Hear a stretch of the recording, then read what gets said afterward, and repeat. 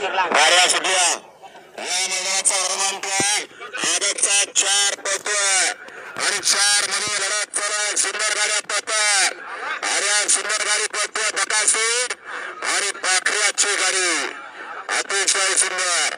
मागण्या गाड्या या गाड्यावर लक्ष द्यावं.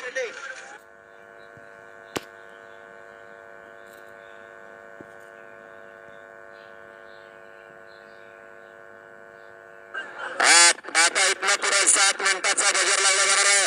कोणचा निकाल आत्ताचा